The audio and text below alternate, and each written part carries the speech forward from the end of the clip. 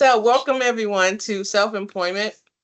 And this is presented to you by the Florida APSE, which is the Association for Persons Supporting Employment First, by the Florida Center for Inclusive Communities here at South Florida, and also the Center for Autism and Related Disabilities.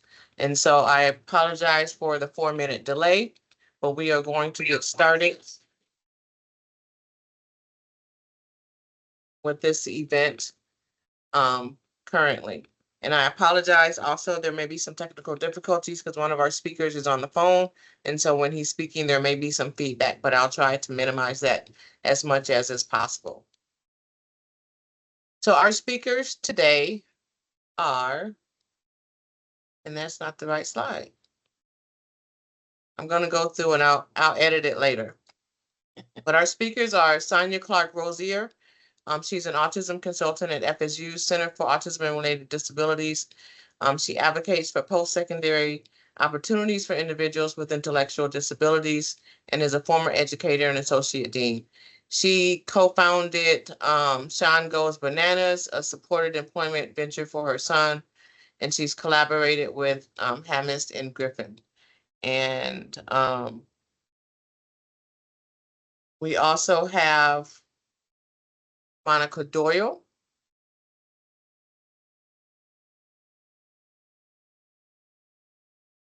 Give me just a second. I think I started 2 PowerPoints and I got them all mixed up. If you don't mind, while you're working on that, yes, Denise, you can do that. I'll just introduce myself. My name is Monica Doyle, and I'm what's called a CBTAC, which is a mouthful. It stands for Certified Business and Technical Assistant Consultant. I see you smiling there, Sonia. And I work through vocational rehabilitation, helping people who are interested in starting a small business or starting businesses, not necessarily small. Thank you, thank you, thank you. Russell, can you introduce yourself next? Yes, happy to. Thanks, Denise. My name is Russell Sickles. I'm from Griffin Hamist Associates. And so we're, I'm a senior consultant, and we're the organization that that has created the curriculum and then delivers the CBTAC, Certified Business Technical Assistance Consultants. If I always mess up that horrible acronym. But that's folks like Monica. So people who are trained in a specific methodology, a specific approach to help people who are interested in self-employment, starting a business, go from kind of concept development all the way through startup and then operations. So thanks. Thank you very much. And Michael Fran, can you introduce yourself?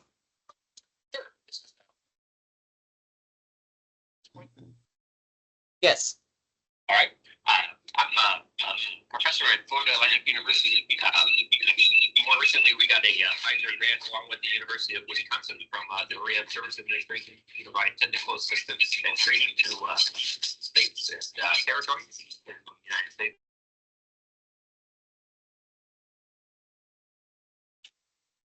Oop, we've lost you. Policy and procedures, and then train counselors on these new policies and procedures related to self-employment. Thank you very much.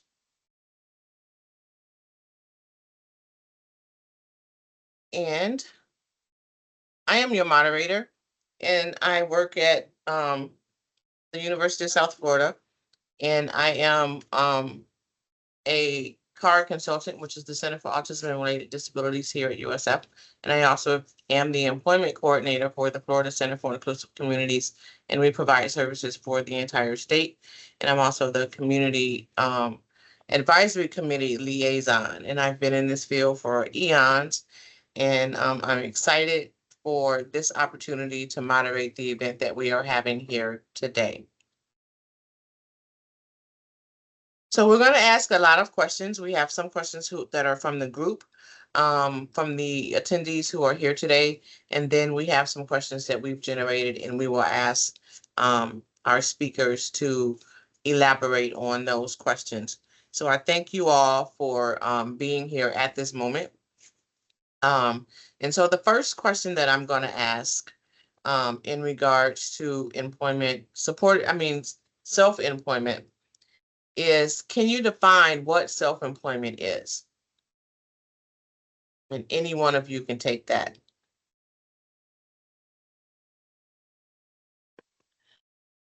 I guess I can start with that in terms of the clients that I work with. Self-employment encompasses a lot of things, but it's basically giving agency to individuals to be able to be responsible or to make their own path in the world. Not everybody fits in a box, and self-employment is a wonderful way to be able to open up opportunities to all kinds of individuals. Thank you very much for that. My next question is going to be, what does it take for a person with a disability to get into self-employment?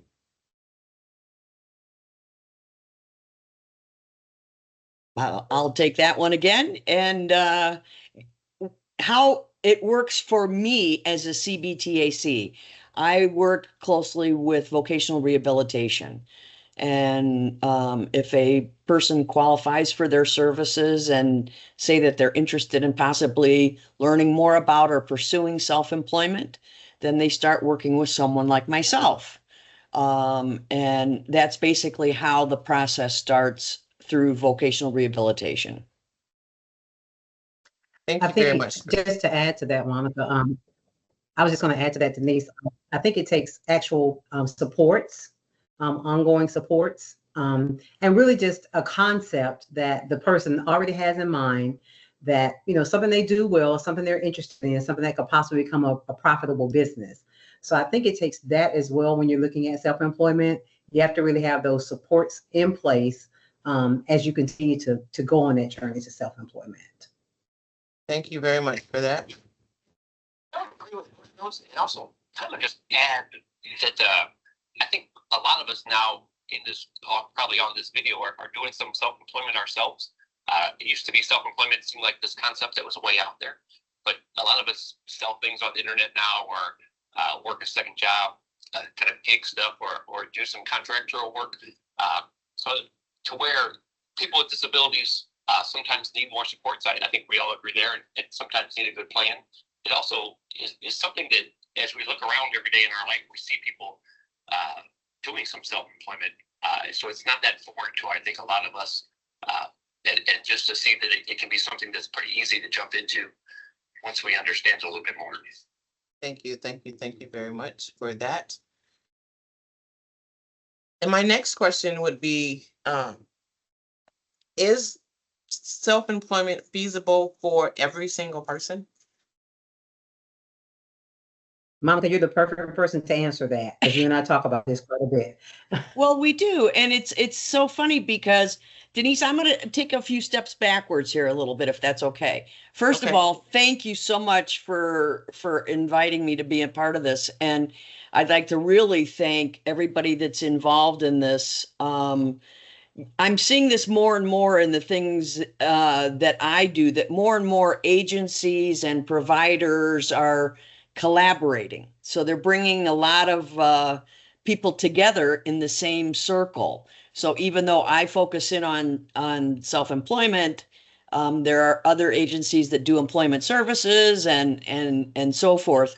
And it's that coming together of people that's been really, really unique. But I got my training through Griffin Hammes, and it was always a person-centered approach back in the day. Now it's basically called customized. And they had a saying, and Russell, help me out if I'm quoting it wrong, but self-employment is for anyone, but not for everyone. And I'm going to give you a perfect example. I had a great client. We were going to set up a hot dog cart. He had worked at a hot dog restaurant. He knew all about it. He had the knowledge and the background and the skills, but as I was working with him, there was just something missing. It's kind of this intangible thing that I'm when I get to know them, it's like, okay, he's doing the steps that we're asking him to do, but he's not bought into the process. And I finally found out in working with him that self-employment terrified him. He not wanted, but needed to have a stable paycheck. Mm-hmm. And so in that particular situation, self-employment was not a good option for him. And so that kind of explains that, yes, self-employment is for anyone, but not necessarily for everyone at every point in time in their lives. Okay. That's the only other thing. I'm so sorry. I just wanted to jump on that.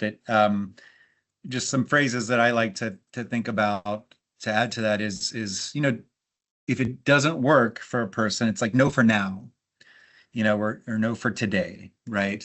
That hopefully the idea is that as time passes, people grow and they change and have different experiences and the other part, and our system hasn't yet caught up with it because we like predictability, I think, and we like either this or that often. But the yes and approach of hey, like Michael was saying, a lot of people, and myself, my wife, and others, probably a lot here, are both wage employed and self-employed at the same time. That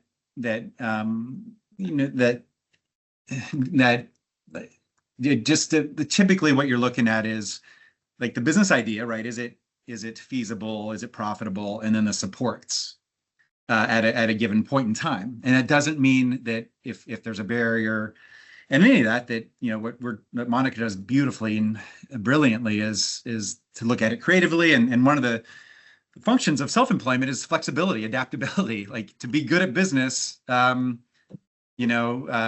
flexible, being adaptive, being creative, is a key piece. So I just wanted to add that there's nobody like our line is like, hey, if you're an adult, you're a human being, like in the United States, like self-employment, we just feel like everybody should know self-employment's an option, right? A lot of us learn that at a young age with the lemonade stand or mowing lawns or babysitting, or used to be the newspaper delivery, right? That's an option, or we grow up with familial connections. And so, yeah, so it's for anyone, but not for everyone is a nice pithy way to look at that. Okay. And I have a question specific for another question for you, Russell. What role does vocational rehab, Medicaid waiver, and other funding streams play in supporting entrepreneurs? Yeah. So I would say that in some ways it's the critical linchpin role, especially depending on business ideas. One way I like to think about when people have access to VR, Medicaid waiver, and Social Security benefits is that in many ways, these individuals have a competitive advantage over people who don't have access to these things. One example, VR funding is typically grant-like, right? It's typically, so it's, a lot of people have to will go into debt, take loans. Not that people with disabilities won't do that too, but that's an expense, right? It impacts cash flow right from the start before you may even have customers or a constant revenue stream. The supports with the CBTAC, there's a lot of general supports that are awesome, like the Small Business Development Center and the SCORE, Small Business Administration. They can be awesome potentially. Like there's this wonderful, in Michigan right now, there's this wonderful SBDC consultant who is awesome because of familial experience with his kids. Some of his kids experience disabilities. And so those are awesome if they don't get stuck on the unusualness from their perspective of somebody with disability starting a business and just focus on the business idea. Typically, that's what somebody like a CBTAC or a VR counselor can do, is help kind of pull all the generic resources, the universal resources, and the specialized resources together. When people have Medicaid waiver supports, like I've often thought, like if you receive a lot of supports, like like imagine reframing your living support or your community support as a business coach. Like like why aren't you starting a business? Why aren't you? And I know there's like, well, you got to look at how funding works and all that, but like that's tons of capacity, right? And in terms of, and then the last thing is like, if anybody receives SSI or Medicaid, or SSDI, like if I were to start a business tomorrow, I've got to find a way to pay for all the business expenses. And then I've also got to find a way to eat. I have to have survival income, right? If you have SSI or SSDI or Medicaid, like typically at the start, businesses aren't profitable right away. And if you're not profitable, it doesn't impact, if you don't have any net profits or net earnings from self-employment, that's not accountable income, right? So if I don't make any money in the first 18 months, which isn't the goal, I can still eat because I have SSI, SSDI, Medicaid, Medicare, which is a competitive advantage for somebody compared to somebody who doesn't have those supports. So in theory, like all of these wonderful supports, if we can make them work, I think from one perspective, people who are eligible for these services are disadvantaged, and one, usually very, very poor by definition to receive SSI or Medicaid. You've got to be poor, typically marginalized because if you don't have money, right, it's hard to do stuff in the community. But these other, if you look at it another way, there's competitive advantages for these. So I would say like crucial, like, absolutely 100%. Can make the difference. That's why I like VR with VR counselors, just the ability to like be a part of transformative, life-changing potential outcomes.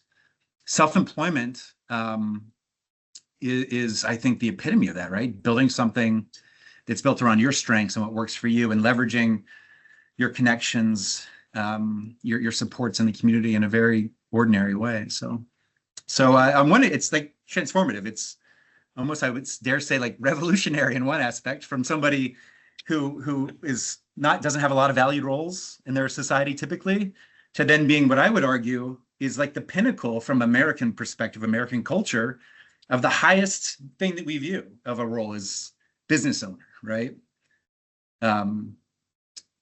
So I just think it's potentially transformative. So yeah, one thing with Social Security. Can you repeat that again? Russell, I was just going to add one thing with Social Security. We all learned about past plans and impairment related work expenses in college and stuff, and we never actually use them. But self-employment is the perfect place to use these to keep getting your SSDI for one, but also to any business needs a past plan to buy future equipment needs, whatever it is. Every business could put some money away for something they need in the future. So I'm right with you. People with disabilities sometimes have a great advantage because of, especially people on SSDI or SSI, because of the working availability of past plans and IRBs. And I would just encourage counselors and other people in the system to talk to Social Security about it. They get very few requests for these things. So once you ask them, they usually approve anything, and it doesn't have to be as difficult as it seemed like it when we first learned about it. Thank you for that. I'm so sorry typically I think Florida, most VR policies mandate that you look into a pass as a shared cost type of thing. And then the other cool thing about pass plan is it literally, and again, it's, Monica has some experience, I have experience with passes, so we won't get into now, but it literally puts equity into a business. It puts cash into a person's business, their own cash. And so it's their benefits essentially that they're putting in, or stuff that would be counted against, that would typically, not their benefits, would be typically counted against their benefit, which could be SSDI against their SSI benefit. But there's no equivalent support. Like VR buys things for people. It doesn't put cash into your business bank account. Medicaid supports, buy supports and other things for people. It doesn't typically put a cash in the business bank account, which a past plan can do if people are eligible for that and can make it work. So thank you for that. So I have a question for Michael and Monica, if I'm not mistaken. Michael, you work for Griffin Hammis. And Monica, you work for vocational rehabilitation.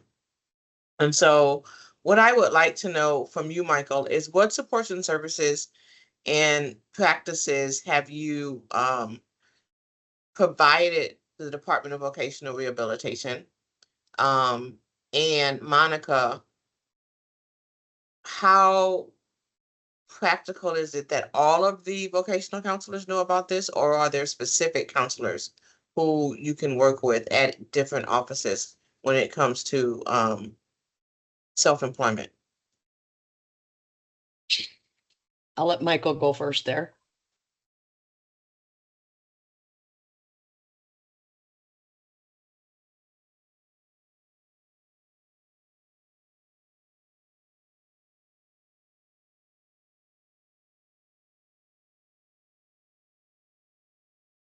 Is Michael gonna step in? I think. University of Wisconsin. There he goes. So what we have done with states is mainly worked on their policy and procedures. You can't hear him? One big thing we have done with a lot of states, South Carolina, for instance, is set up a tier system. And I know other people have talked about doing this as well. But for a lot of the self-employment that's come up, in the last 10 or 15 years in this kind of gig economy, it's businesses that they don't need that much money. So under $10,000 is sort of a tier that self-employment should be perhaps being done in a lot of state agencies. Two different systems, so to speak, for self-employment. One for people who just need a little bit of money to get started under 10,000, and one for those big businesses, people who want to start up a pizza business, or they want to have a bakery, it's going to cost $150,000 to buy a building. Those are very difficult for VR. But the smaller ones, we can have rapid engagement and few barriers to. So we've helped states to look at how to cut down barriers, how to incorporate counselors into the sort of feasibility system of what kind of plans are going to work. And then get clients or consumers and counselors excited about the possibilities of self-employment, both with ideas of what's out there, but also how VR can support them quickly and support businesses that are going to be quick and efficient. Uber drivers, I'm thinking, Instacart workers, those kind of 1099 workers that counselors maybe didn't know what to do with before, and they don't need a 90-page business plan to be an Uber driver. So we've worked with a lot of states to make it simple for people who have more simple ideas for self-employment. Okay. That covers it. It does. And before you go, Monica, Russell, I want to apologize. I got the job titles in the agencies you work for mixed up. So this question was supposed to have been for you, and it wasn't on the list. So Monica, go ahead. Yeah, Denise, you're throwing us some curveballs here, and I love it. I will be able to say that I have worked with many different offices in the state of Florida. And so you're asking me specifically, I am not employed by VR. I am a contract provider. Okay. And so one of the difficulties is in due to VR counselors typically coming from an area of counseling and not of business. The first response is, I know nothing about business. I don't know how to do this. I don't know how to help. But in reality, I think VR has provided that support by contracting with people like myself. And yes, there are differences between offices. Some offices are very, very supportive of self-employment. They see it as a viable option, another offering that they can offer their particular clients or customers. Other offices are a little slow on the uptake, again, due to, I don't know anything about business and not understanding the supports that VR has built into the system, and that there are steps and policies and procedures to go through. But I would say that I love working with the different locations, the different areas in Florida. And I love working with VR counselors that have experience. And I also love working with the VR counselors that have no experience, because then hopefully we can have them have a good experience, and so that they're more willing to look at self-employment as an option for a lot of their clients. Okay. And what type of businesses, anyone can answer this question, what type of businesses have you seen succeed the most often and why?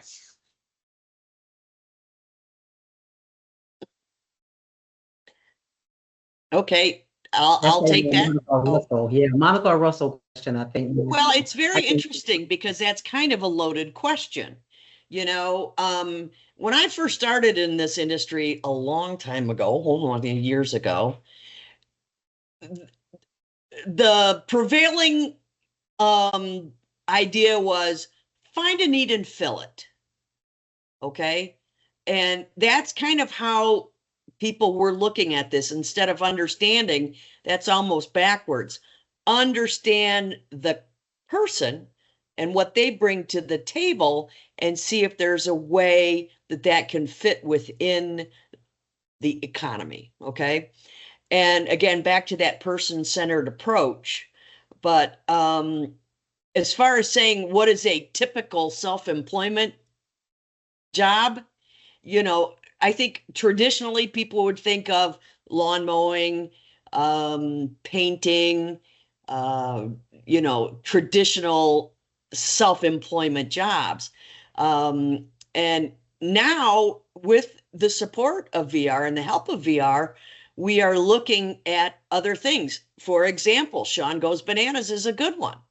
And Sonia, I'm going to have you talk about that a little bit, but you know, there are people that looked at that and met Sean and said, he can't do this, you know? And so he's a pretty good example, and I'm going to have you again pick up on this, but also I am now, we're really able to customize positions for people, self-employment positions, things that aren't, let's call it normal. I've got a photographer that I'm working with right now. Well, as we learned about each other and learned about her, physically, she can only do maybe one photo shoot a week, and that's not enough. But she had all these other skills behind it.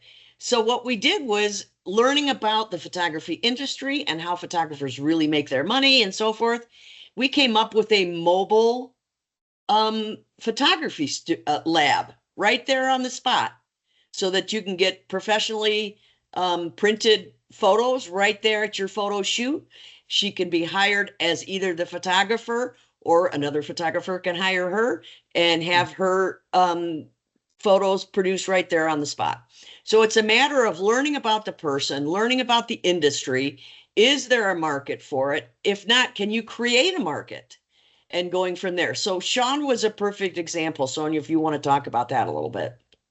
Yeah, absolutely. And I'm thinking back to when we first started years ago. It seems like now, Monica and Russell, but really finding something that the person, in terms of, in Sean's case, supported self-employment, they have an interest in, something they have had some experiences in. I think those become successful, and something that really plays to them in terms of, particularly in our situation, socialization, exposure.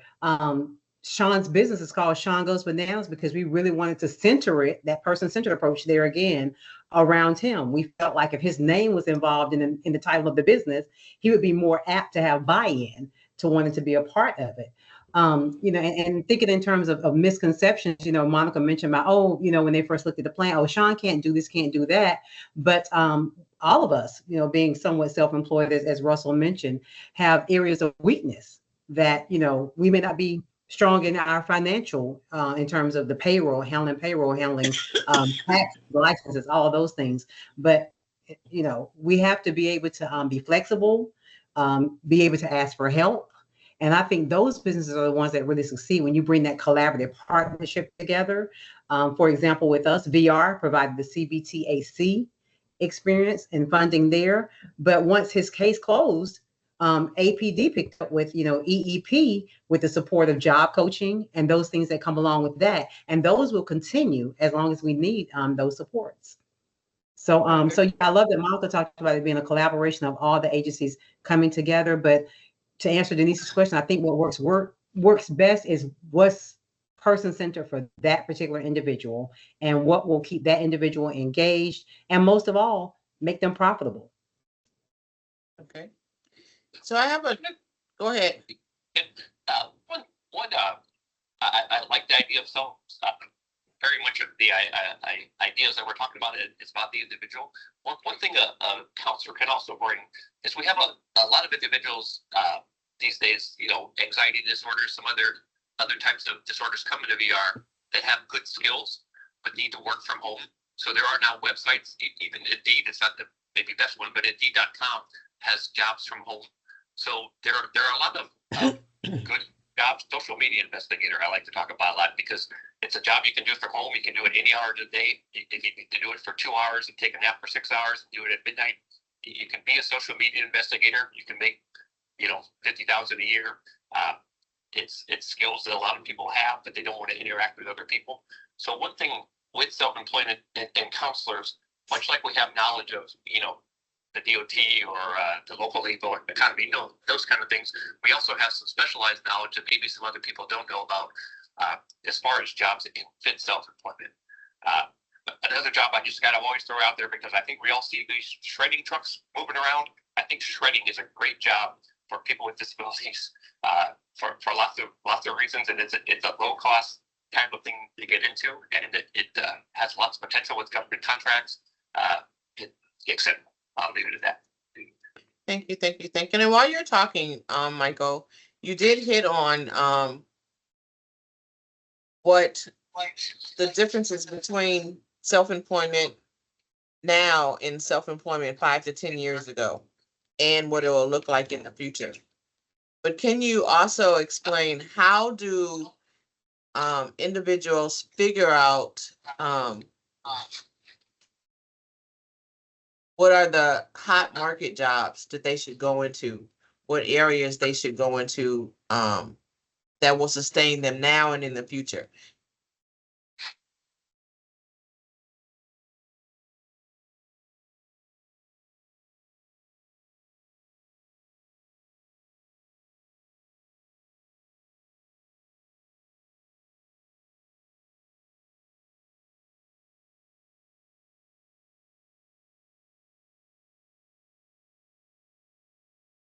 So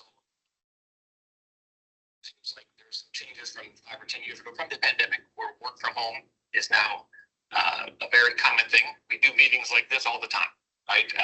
We do it at this level. We do it in forensics. We do court hearings this way. We do a lot of things this way these days, and it seems like it's going to stay for lots of reasons. So that whole idea of being able to understand the work from home industry for a lot of our clients seems very important because of transportation issues, because of anxiety issues, etc. So being for one, just using a lot of the tools that are out there, using ONET to see where job growth is going to be, using something as simple as Indeed to see there's a lot of job openings here for certain jobs, and it seems like it's a growing industry. So people who can do tech work from home, we can see that on Indeed.com. For some other things, it's a little bit about being creative as a counselor and consumer. I was just working in America Samoa. One thing about American Samoa, it's a very cash economy. Everybody carries a lot of cash, but there's no 7-Elevens there. So one of the self-employment for someone with a disability, they went out and bought a vending machine and put it in a pediatrician's office, because all of us who have kids know if you're in a pediatrician's office, you're going to wait for a long time and your kids want snacks. So they just did this in June. So again, part of it is kind of understanding your local labor market, but others are using the tools that we have as skills as counselors, as VR workers to know, there are sites out there where we can learn what industries are growing. Thank you for that. And Russell, can you expound a little bit more on that balance between a person's individual passion and the market demand? Sure. Yeah.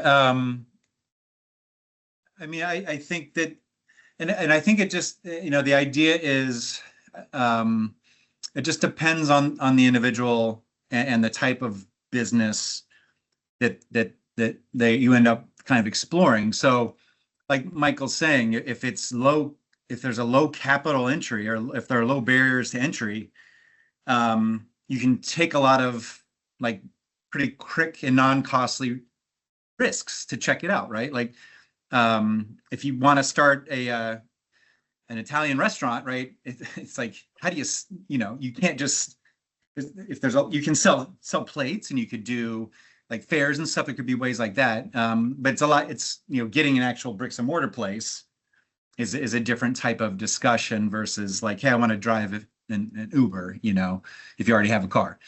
So I think that passion, and I don't know if anybody's ever read Ernesto Ceroli, but they do stuff that's similar to us all over the world. And he has a book that we all read at Griffin Hammis called Ripples from the Zambezi. But they call it enterprise facilitation. It's similar to what we do, but not necessarily, or not only focused on disability, but all over kind of impoverished communities in the world. He talks a lot about passion, and I think that it is really important that people have passion. It's just that when we're talking about the folks we're going to meet in CBTAC world, like in our work, you're going to meet maybe a lot of folks who haven't, through no fault of their own, but they haven't had a lot of experiences. Yes. They haven't tried a lot. They haven't been allowed to understand what their passion is. Or that's where I worry a little bit about trends, or I really worry about predicting what's successful, because we've seen so many, this AI thing that we're right in the middle of, like, watch out a year from now, these things are supposed to be transformative. I just think be careful about that. So I think that's like where it comes back to passion. I think passion is really important. Interests are really important. Most important are skills, or what Right. what can people do? What works for them? Oftentimes passion doesn't always lead to skills. If you're good at something, you can become really passionate about it. It's kind of this nice back and forth. So in the CBTAC world, we would say that is exactly the process of figuring out where the passion and skills meet the market, right? And that's the entire process of business planning and of feasibility of market research. And so, like, for instance, just two things that came up when I saw that question was, like, one, there was a guy that I worked with a while ago, and when I met him, he was a classic, like, well, he mows lawns, and that's because that's just what was available to him in his life. He's probably the poorest person I knew at the time, and I'm in West Virginia, which, that's saying something. He's the poorest guy I know, and he's got like $250,000 worth of services around him, but he can't get 10 grand to fix his roof, or whatever, where he's living. It's all these stuff and services. He's impoverished, and so they helped him. A neighbor threw away an old he's good with tools, so he kind of fixed up this old mower, and he would just go ask neighbors, hey, can I mow your yard? And he'd do it. And so when I met him, like, he wanted a tiller, a garden tiller, and all his staff, he had 24/7 support, and all the staff were like, nobody's going to buy that service. He just wants it because he has this little garden in the back and it's for him. And so I was like, all right, I don't know. And then when we did surveys, customer surveys, and we talked to other businesses, like, that was like one of the most valued service that they wanted, right? And so that part of it's like, he was right. Even if his motivation was, I'd really like a tiller at home for my garden, like, his insight was like, he's just like everybody else, And then on the other, so we checked that out. And on the other extreme, of like, we got some more work to do. I met a guy recently who's like, dream business. And again, it's like, well, what do we do with this? Not sure. Let's explore it. But he wants to start a death metal like karaoke. He loves two things. He loves death metal, and he loves older people. So death metal in a nursing home, it's like, and I'm like, we want to be gentle and supportive. Like, we don't, like, it doesn't make any sense for me. Like, that's a horrible idea, because he's not going to believe me. Like, who am I, right? It's him. It's his data. He's got to figure out. So that's one of our sayings is, like, people will argue with your data, and you know what it feels like to be told not something will work, or try to feel like we're being controlled. People we work with and through the CBTAC work, they have a lifetime of being controlled and people being told what they can and can't do, and no expectations, right? So that doesn't feel good. So the idea is like, well, let's look into it. Let's see, like, the nursing home can tell you, hey, would you buy this service? Who knows? I mean, now I'm getting older. I'm 50 and I love Tool, and I grew up with Metallica, and there's probably people in nursing homes that want to rock out, but we have to go check that out. So that's the whole process is, and I would just say passion is really, really important, but I think that skills and talents, which, again, it's interrelated, but it's not perfect, But the whole process is checking it out, and talking to people, talking to other businesses, doing informational interviews, Exactly. trial sales. Yeah.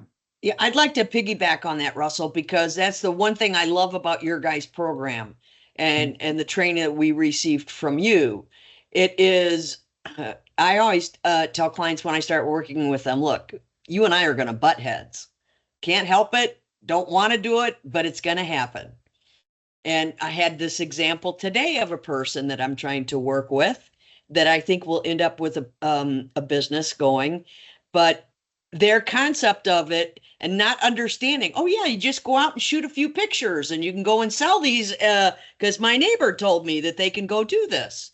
And it's a matter of, okay, if that's true, then let's do some research and find out. And so the way the steps are in your program is it really does touch on all the aspects that you look at in self-employment, including doing the hard work and involving not me doing the work, me supporting the client as they do the work themselves. And so the process that we have here in Florida is really pretty incredible. And it really involves the client in all aspects of the business so that you realize where you need to bring in those supports. Mhm. Thank you for that. And in the comments we have, one person said an idea that we used with our self-employment customers is affiliate marketing or connecting with an established business or even one online that the self-employment can connect with. And when you make a connection like that, an established business will in many cases be happy to have someone else promote their business. And an agreement can be made to get a commission, etc., for supporting that business with orders and customers. And somebody said, yeah, I totally agree. They said, for example, a person selling muffins in someone else's coffee shop. Those are two, they're partnering together. And someone else agreed with that. We have about two more questions, depending on how long the responses take. We have more, but I want to get at least two more done. Sonia, I have a question for you. How can employment specialists, was someone saying something? How can employment specialists and job coaches better collaborate with self-employment specialists? I can only speak to that from my perspective Yes, as a parent, but in terms of as a parent, in terms of in terms of collaboration, I think the first thing I'd say, I really want to see, and I know this comes with Russell, with them training, CBTACs and working with VR, but I really want to see self-efficacy built in our VR counselors. And Monica touched on this a little bit earlier. I think when VR counselors can see a success story from self-employment, supported self-employment, that gives the buy-in. That I need as a parent or a supporter of my son, and that others coming behind us, will need. But in terms of the collaboration, just the working together, the job specialist, job coaching is very specific. A lot of people think you just show up and just do A, B, C, D, but it's very specific, person-centered, and it's fluid and it changes. One of the examples I want to give is when we first started with Sean Goes Bananas. Sean loved working on the square. He loved putting the square up. He loved doing that, greeting the customers from order here, that particular part of the food trailer. And now, since he has really gotten really proficient, we created the system and it works for us. Everything is labeled, is color coded. It matches the refrigerators that the product is in. 3x5 sheet wasn't working for him, so we made an 8x10 sheet.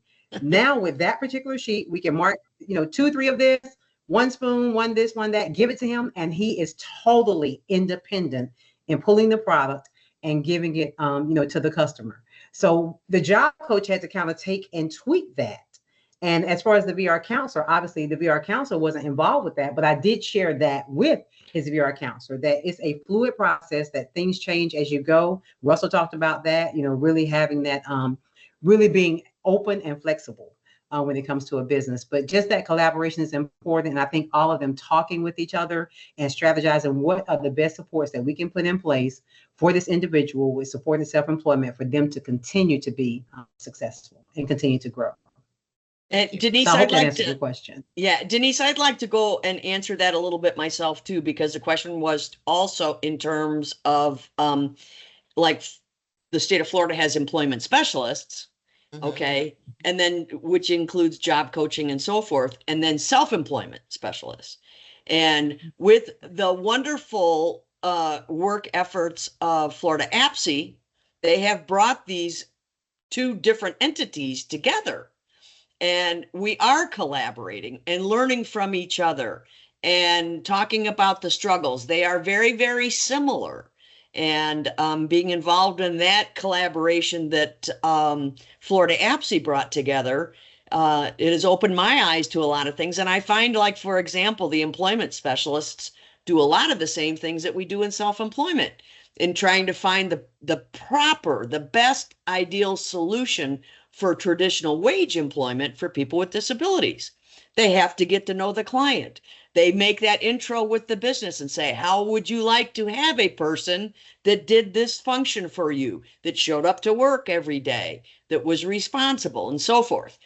So the collaboration now between the two different services in the state of Florida is really strong, along with the collaboration now growing with the different agencies. Thank you for that. And that leads to the next question, which was, how can APSE and its members scale supported self-employment across Florida and nationally? And this is going to start off with Russell, and then anyone else can chime in. Sure. Yeah. I mean, I think just kind of echoing what Sonia was saying and Monica is that what we lack nationally and in Florida is an infrastructure. Is some kind of we have like spots of brilliance. Like Monica, Sonia, Michael, and people who are doing good work. People on the call here but it's like to transform it into something that's sustainable and replicable and is kind of self-sustaining. Right now, my sadness, Tanya and I've talked about this a million times, is like it makes to think about how many Seans are out there, that there's probably millions, and even in Florida, I don't, of just people. Sonia, I don't know if you know the story, everybody on here, but and Sonia, if you don't mind me sharing, is just I forget where you were, but you may have been at your job, but you were somewhere, and you just looked on a bookshelf or something, and we have a self-employment, making self-employment work for people with disabilities, and Sonia just kind of happened upon the book, and then reached out to us, and it's like Sonia had to connect with me in West Virginia for me to then be like, oh, there's this awesome person you got to meet. Oh yeah, there it is. There's Monica, of like, so that's just is so haphazard and so chaotic and just based on dumb luck. And that is not a great, that's when I think about like, that's not a great economic system. Like when I think about our system, people with disabilities, there's so much static between who they are and what they have to offer, and so much unknown. And we don't have, in terms of resources, like nobody knows what a PASS is. Nobody knows what CBTAC is, even in Florida. No offense, I'm not criticizing, I mean, if you look at the outcomes of self-employment, I mean, if you just look at VR outcomes of self-employment nationwide, it's not statistically relevant. Like I mean, there are probably 100, I don't know how many there are. We used to look at that stuff, but maybe that's not available now, but the data is real low. So I think what you can do in Florida is you think about like, and again, I don't like the word stakeholders because that usually means somebody's in trouble when you talk about we need to talk with the stakeholders, but the idea of like whose lives can be changed, right? And who's a part of the changing. And so the idea of building a network, a community of practice, professionalizing this stuff, right? Just like doctors do or realtors do or, whatever, where there's a network supporting CBTACs and other people who want to providers, right? That offer families, obviously, prospective business owners. Business owners is the most important piece, Mhm. And then also like having some consistent communication messaging, obviously with the systems, because there's a lot that's not known, or there's a lot of myths and like mystifications around what's possible. So I just think that somehow building structures for in my perspective as people, obviously my experience is people with most significant impact to disability. So it may not be so needed for other approaches. I think it is. The idea that, hey, did you know that self-employment's an option for you? Like that, people kind of happen upon that. It's not necessarily something that's shared. It just seems pretty chaotic. So I think that's then I think of like, well, what can we control? What can we I think it's important for like kind of bottom up. People are interested in this to find ways to build networks and to share information. So it's just so on one, that's Sonia. On what the story is so awesome from one perspective. From another perspective, it's like man, like we kind of got lucky. I mean, you would have figured it out no matter what. Like but I just think that there's a lot of people, and Sean would have figured it out. I just think that again, there's like millions of Seans out there who don't know, and right. So, and then the other part of like I just think the other thing that we all of us understand is just the idea of access and kind of who gets what is often built on like where you live, who right.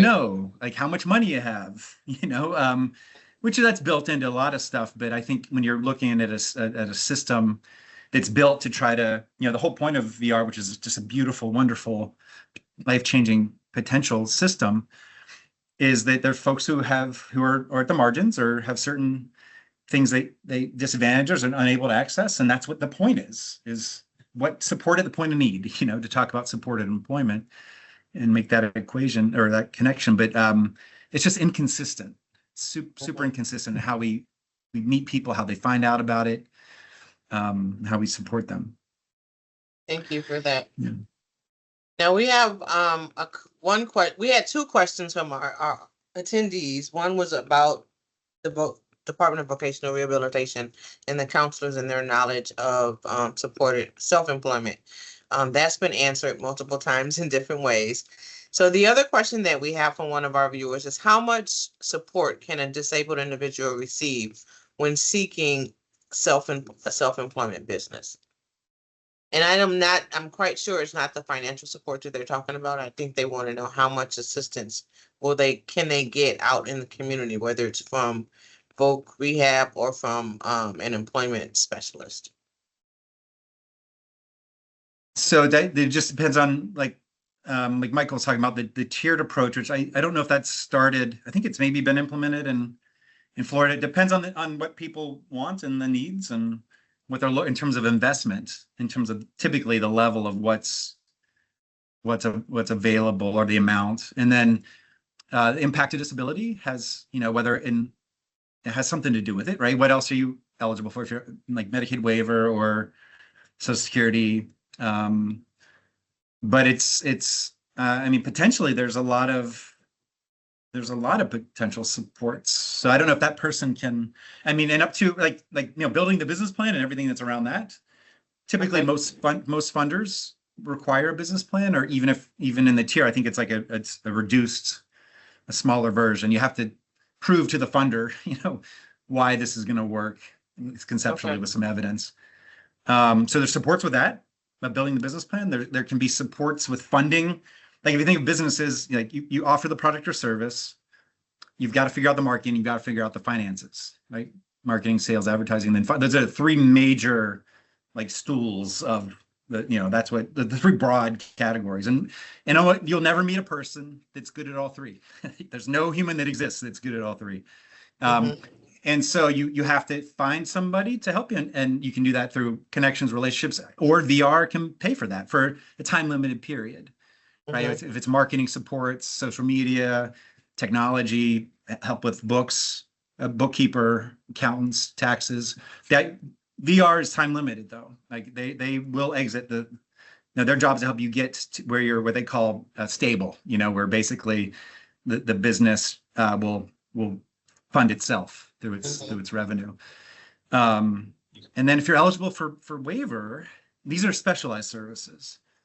potentially you like Sonia's talking about that Sean has supports that can like, they would act like it's like the equivalent of a job coach in a wage gig. Same thing. Support with tasks.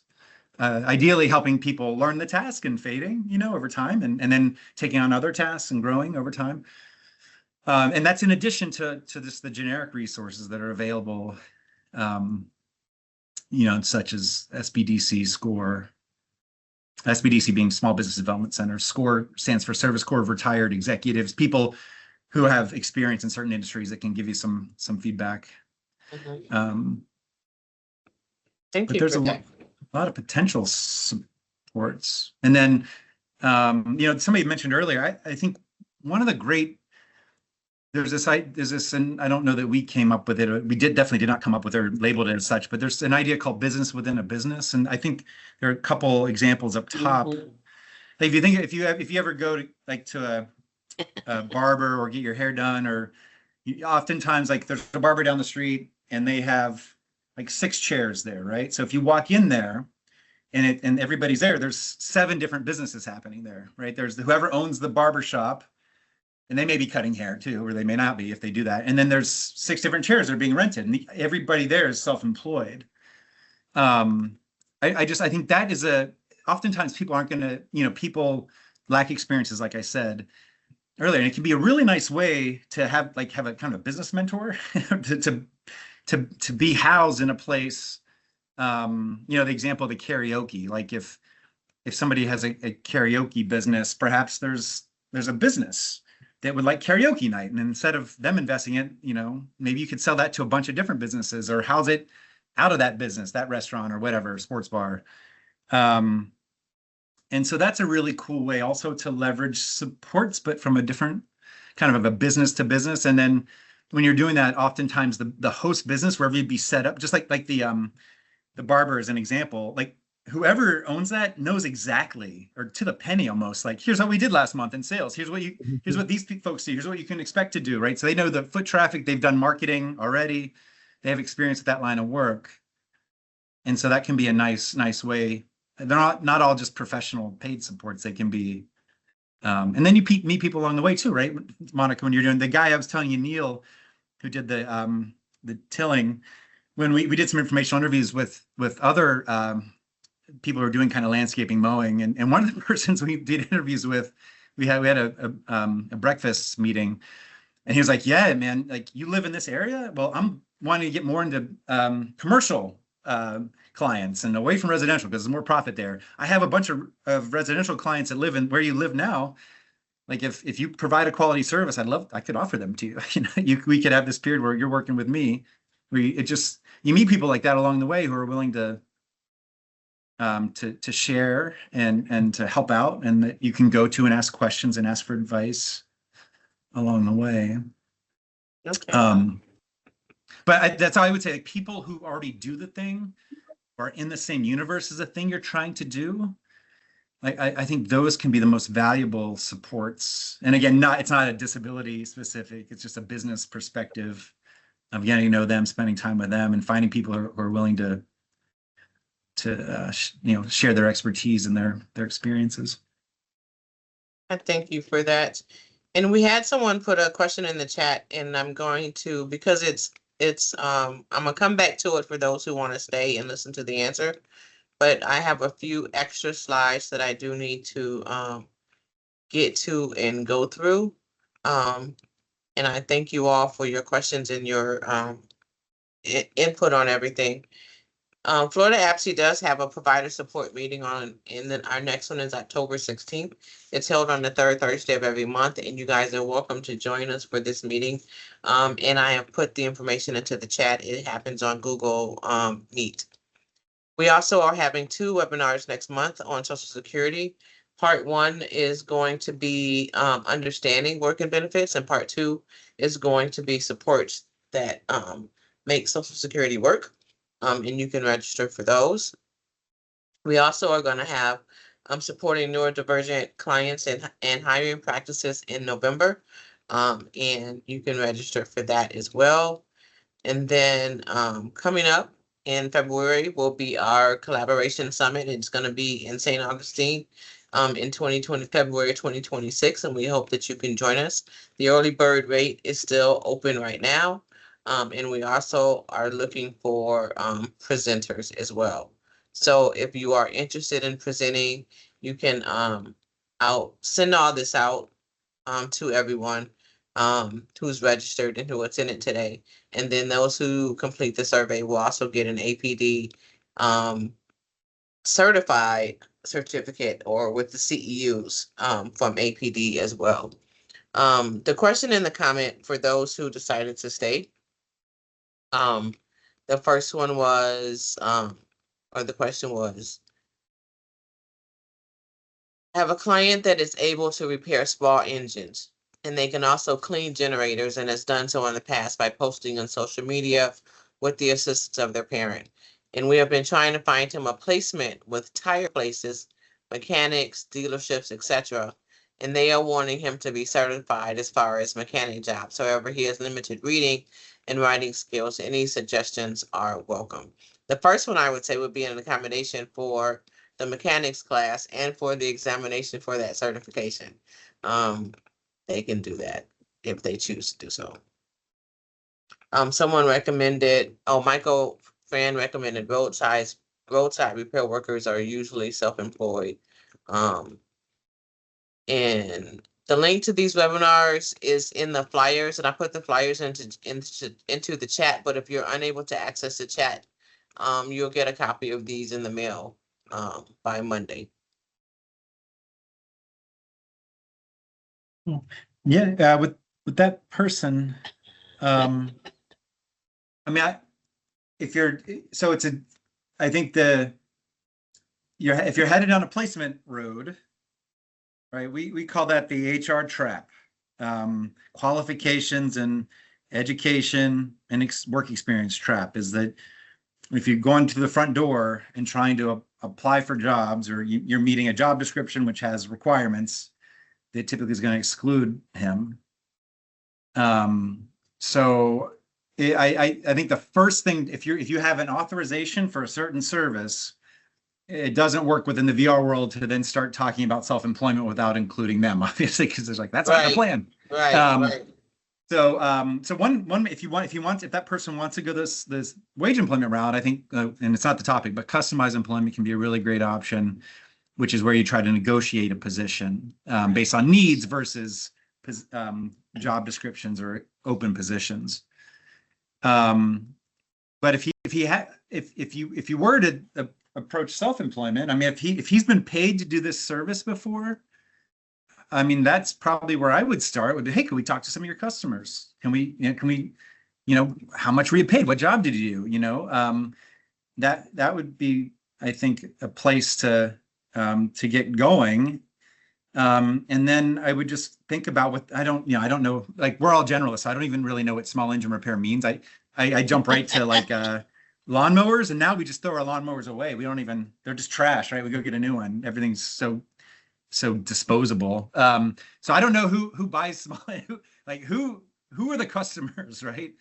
And you can do like the shade tree mechanic type stuff, just somebody in the neighborhood. But my question would be like, who can we go talk to some small engine mechanics, and like, who are you, they're self-employed, like, who's your customer? I think that would be the CBTAC process, or even if it were the more tiered approach where the information is just like laying on the ground, just go pick it up.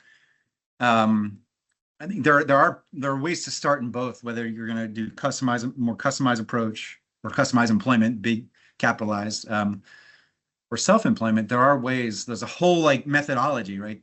About step by step how you do that, but understanding that there's qualifications and work experiences and education, like that's the stuff that's the barrier, right? That's why people start businesses. There's this, right, they want to get outside it. Like they have, people who've had criminal justice. And I know, Monica, they've been involved in the criminal justice, which is more and more like we're criminalizing everything now. Like that's a barrier. So if I start my own business, like that's not a barrier. I'm right, circumventing that. And so like that's, you just understand that those things exist, and people choose these options because they're a more effective way to make something happen instead of just being it's not passive, but just the idea that you're in control. Hire, like I have to go fit into your HR track process, and you ask me the questions, and you have the like that. It's just, that's not great for a lot of people, So I'm going to take charge. I'm going to take power. I'm going to act. I'm not going to wait on you. I'm going to take control. I have the power, right? That's what these approaches are for. Like, we can get working on this now. We're not dependent on waiting for somebody to give me permission, Right. But you do have to get, now that I said that, you do have to have permission if you're working with VR you can't just do that on your own. They won't like that, and understandably why. But Russell, I'm going to piggyback on this. Let's say that they were looking for a traditional wage employment position. Okay. There are other ways that you could get him into that shop. And that's where creativity comes in and thinking outside the box. I'd go buy lunch every day for all the mechanics. Say, hey, you guys, I'm going to buy you hamburgers today. And I'd sit down and talk to them and say, what kind of supports do you need? What are you missing? If I had a guy that could do this on my location at my bay, and another guy said, if I had this, maybe there's a position that they could create that would help enhance the mechanics they already have. And yet that person could still use his skill set and his knowledge of tools and how things work and so forth. So it's not just going in and saying, I want this job. It's like, what solution can your client provide? And so you got to, I use the phrase, I think crazy. I think crazy. If that person wants to get into that realm, somehow we're going to find a way to get him in, whether that be through traditional wage employment or self-employment. And it's just like any other sales position. You're going to get 100 no's before you get one yes. But all you need is that one yes. And that's kind of the way I look at it. Yeah, I think about Nancy when you mentioned that, because Nancy talks a lot about customized employment, Nancy with Griffin Hammers, filling in those gaps. Like you said, Monica, going and having those conversations. And this may be something that he's very talented and skilled at doing, but he may actually realize that he also has a passion for helping them fill in those gaps, given an opportunity to be in that environment and to be, around those professionals. So he may realize that he really can expand what his interests are. But yeah, customized self-employment, that's something I think we don't talk a lot about as well. Yeah, it is. And that's why we wanted to have this webinar, is to talk about supported employment and the customized self-employment that may be involved in that.